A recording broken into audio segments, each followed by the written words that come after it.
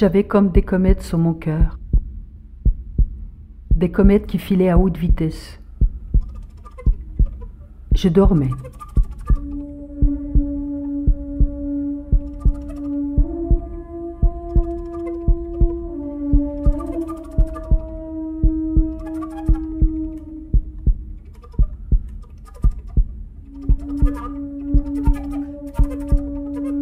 Ça s'est passé pendant mon sommeil et, tu vois, ça m'a réveillée. La vitesse ou le bruit m'a réveillée, ou les deux. Ou plutôt, une douleur. Oui, maintenant je me souviens, une douleur là, un peu à gauche. Sans doute pour cela que j'ai pensé qu'il s'agissait du cœur. Mais on n'est sûr de rien avec les rêves.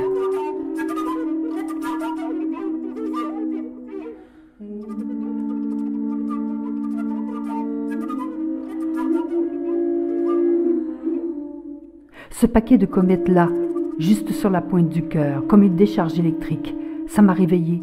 Et à même mon réveil, voilà que je me suis dit, sans réfléchir, spontanément, je me suis dit, bon sang, je meurs. C'était bête, tu vois.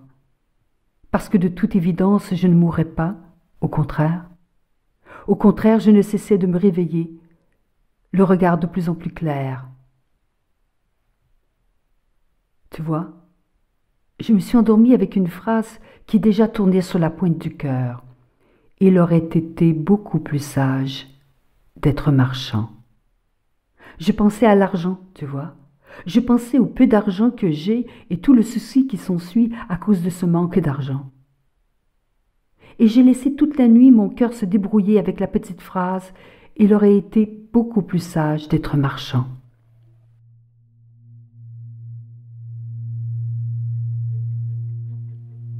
Aussi, à mon réveil, comme une volée de comètes là, sur la pointe du cœur, le cœur en sueur, et j'ai compris. J'ai compris que je n'ai pas su dénouer cette phrase.